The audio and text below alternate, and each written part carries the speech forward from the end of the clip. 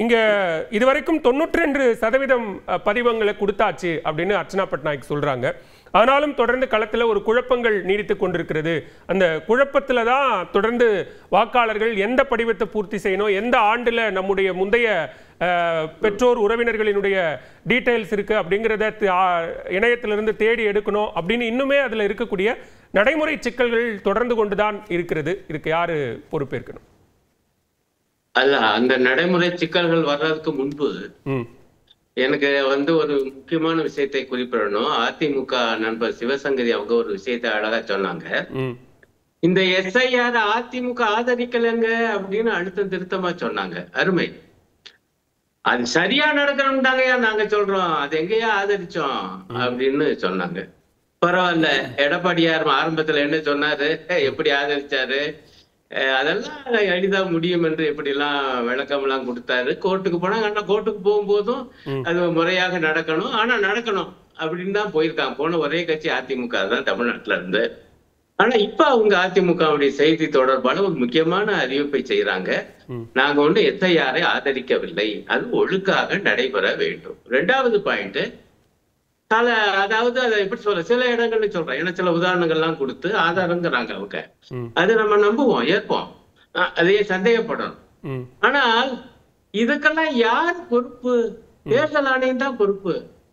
அரசு ஊழியர்கள் தான் பிஎல்ஓவா இருக்க முடியும். பாஜக நண்பர் அழகா சொன்னாரு, நியாயம், அவங்கதான் இருக்க முடியும். வேற யாரை வச்சு தேர்தல் ஆணையம் செயல்பட முடியும்? எல்லா மாநிலத்தில அதான்.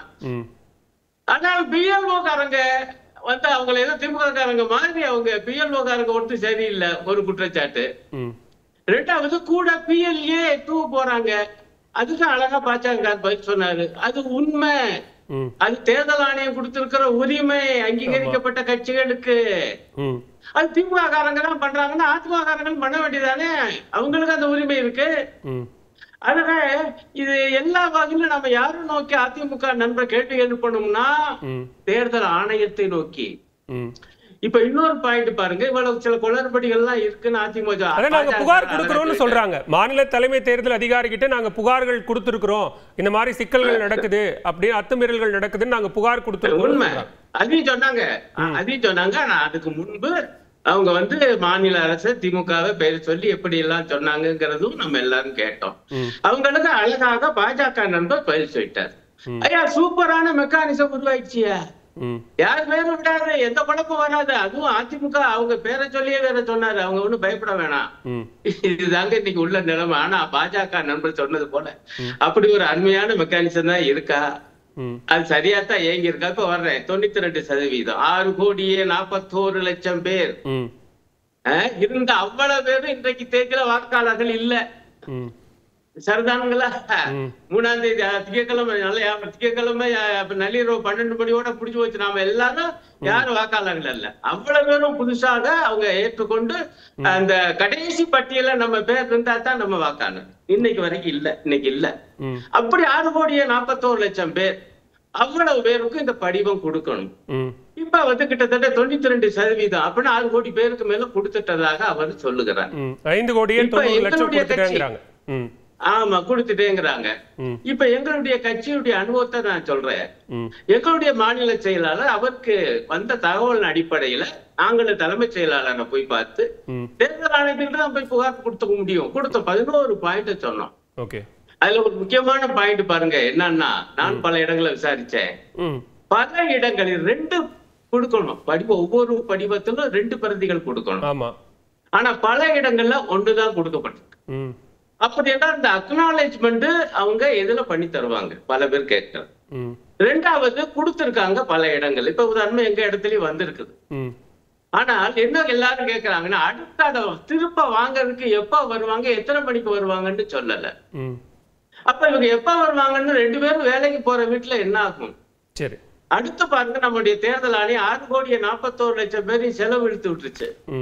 அவ்வளவு பேரும் புகைப்படம் ஓட்டணும். பாக்குற எல்லா புகைப்பட இதுலயும் ஆளு நாங்களும் போய் எடுத்துட்டு வந்தோம். ஏன்னா அது கொடுக்கும் போது அந்த பிஎல்ஓ ரொம்ப அழுத்தம் திருத்தமா சொன்ன ஒரு பாயிண்ட், சார் ரீசன்ட் போட்டா தான் சார் ஓட்டணும் அப்படின்னு தெளிவா சொன்னாங்க.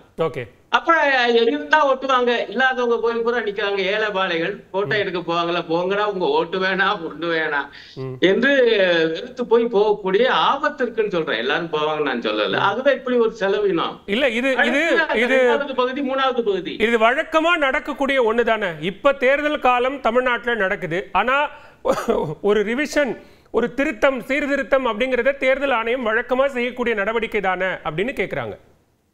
எங்க சம்மரி ரிவிஷன் தாங்க பொதுவா செய்வாங்க தேர்தலுக்கு முன்பு. இந்த முழு ரிவிஷன் சொல்றாங்களே, அதை பத்தி அவர் விளக்குனாரு பாலச்சந்திரன். இந்த மாதிரியான முழுசாக இந்த அதைதான் பாயிண்ட் சொல்றேன். 6,41,00,000 பேரையும் மாத்துறத அது தேர்தலுக்கு முன்பு, அது ஒரு மாசத்துல அப்படியா நடந்துச்சு. 2002 இருந்து 2005 வரைக்கும், 2002 ஆரம்பிச்சு 2005 வரைக்கும் பல மாநிலங்கள் நடந்துச்சுங்க. எனக்கு நல்லா ஞாபகம் இருக்குது. எங்க கையில 2006 தேர்தல் அட்டை தான் இருக்குது, நான் இல்லைன்னு சொல்லல. ஆனா நீங்க வந்து ஒரு மாச டயத்துல இது வரைக்கும் எப்படி, அதுவும் மழை காலம்னா அவரு பாஜக நண்பர் சொல்ற மழை வரதாயா செய்யு, திருவிழா நடக்கதாயா செய்யு அப்படின்னா இது என்ன நியாயமா?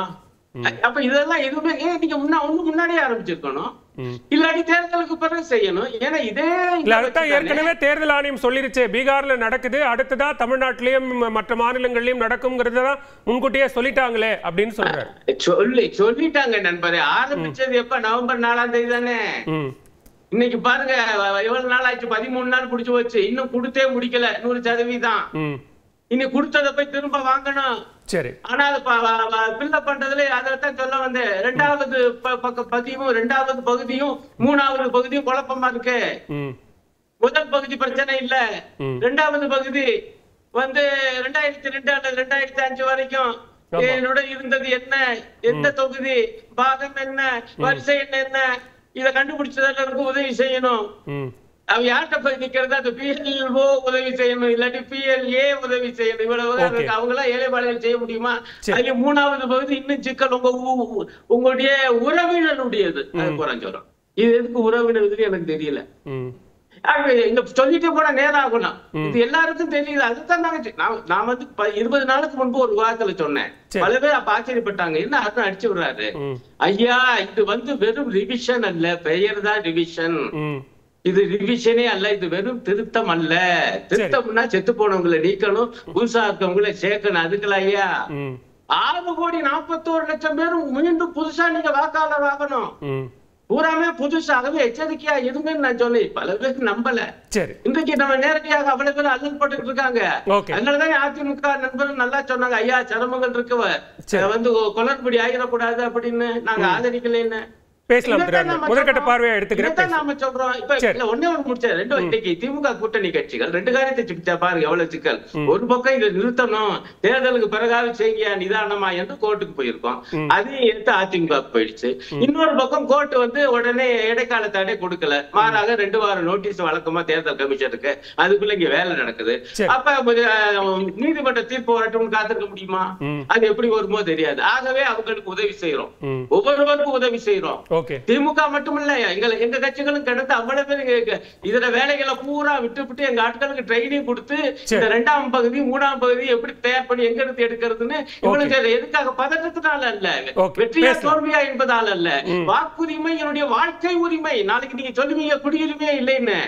ஆகவே எந்த ஒரு வாக்காளருக்கும் உரிமை பறி போய்விடக் கூடாதுங்கிற அக்கறையில வேலை பார்த்தா அதையும் நீங்க வந்து தப்பா சொன்னா நான் என்ன பண்றது? முதற்கட்ட பார்வை எடுத்துக்கிறேன்.